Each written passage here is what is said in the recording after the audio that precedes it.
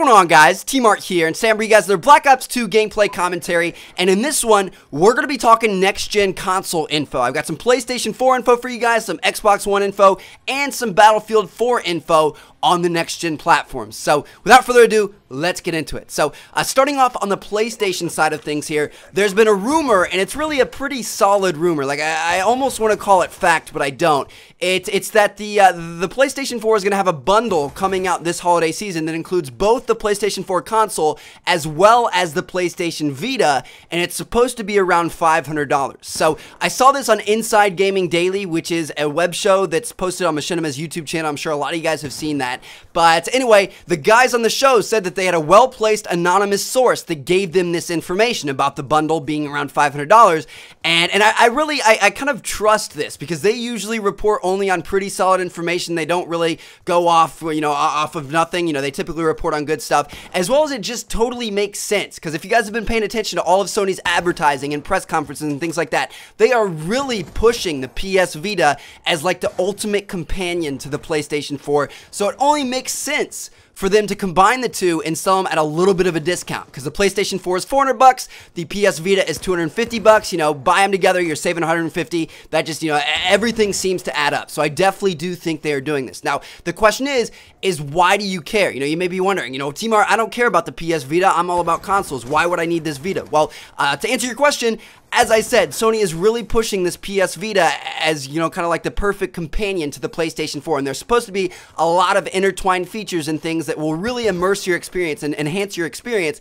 if you have the Vita to complement your PlayStation 4. And one of the main things that they're advertising is the remote play function, which is kind of like the Wii U. So if you have your PS Vita and you can connect to Wi-Fi, you can literally access and play your PS4 from anywhere on the planet. You can play games, you can talk to your friends, you can access music, movies, things like that. You can do whatever you want to do from anywhere in the world. Maybe you're getting tired and you want to leave your game room, you go up to your bedroom, you lay down in bed, but you want to finish that mission on Uncharted, just whip out your PS Vita and you can finish it on your PlayStation 4. Or maybe you're going on vacation and it's a rainy day, so you want to whip out your PS Vita and you want to play Call of Duty Ghosts on the PS4 from your Vita. It's all pretty cool. So that remote play feature will be pretty cool, and in fact, I think Sony is mandating that all games allow remote play, which is pretty crazy. So really, they're super serious about making the PS Vita a good complement to the PlayStation 4. So if you're planning on getting the PS4, you may want to think about also purchasing a Vita or waiting and seeing if this bundle is, actually a reality and it actually comes out,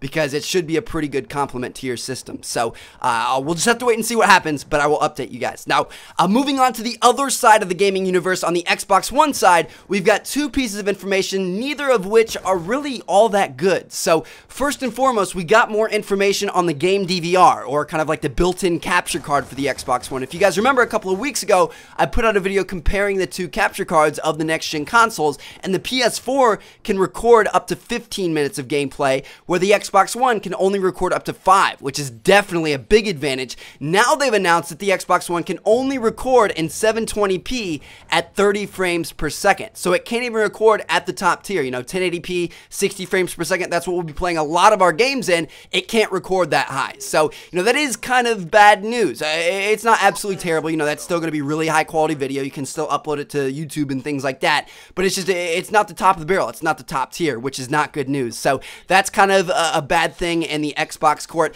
as well as we finally got a look at the Xbox One headset. Now, I really haven't seen much news about the headset and really haven't seen many pictures of it or anything like that lately, but it was posted on Amazon. I'll link it down in the description, but as you guys will see, it's listed at $25, and although it is a little bit updated, it looks a little bit sleeker than the regular Xbox 360 headset, it's still about the same. It looks to be about the same quality. I don't think it's going to be very comfortable to wear on your head. I don't think the audio quality is going to be all that great, so really there weren't many improvements there besides maybe, the design. I don't know, maybe it'll be really good mic quality. We're not sure yet, but I'm just saying it looks like it's a cheap headset again. So you can't really expect any more, because a lot of us will buy, Astros and Turtle Beaches and Tritons and things like that. But for those of you guys that don't have a current gaming headset, you may want to think about getting one if you're planning on getting the next-gen consoles, because it'll really, really improve your experience. Now, Next up, the final piece of information that I've got for you guys is about Battlefield 4, and it's good news for the next-gen console version,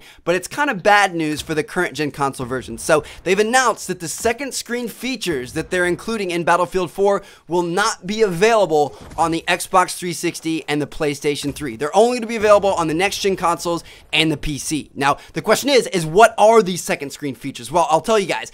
Some of the minor ones that, they are cool, but I don't think people will use quite as much is the fact that they're going to allow you to change your classes via your mobile phone, inside or outside of the game, kind of like the Call of Duty Elite mobile app that it sounded cool in premise, but I really don't use it all that much. So they allow you to change your classes via a mobile app, as well as they allow you to browse servers while you're playing a game or like while you're on your way home. So you can kind of like preload servers and be ready to go in as soon as you touch the controller, as soon as your game's over, things like that. So that actually could be pretty useful. But moving on to the final second screen feature they've been talking about, and is really the most important and most useful thing in my opinion, and that's battle screen. And what that allows you to do is it allows you to use a second screen like an extra computer monitor or an iPad or any kind of tablet or anything like that, and it allows you to display the entire mini map of your game, and it's interactive, it's real time, so you can see where your teammates are set up, where there might be holes in your offense or defense, what kind of map control you have, and stuff like that. And it gives you a little bit more insight into the game that you wouldn't have normally via that tiny mini map in the bottom corner of your screen.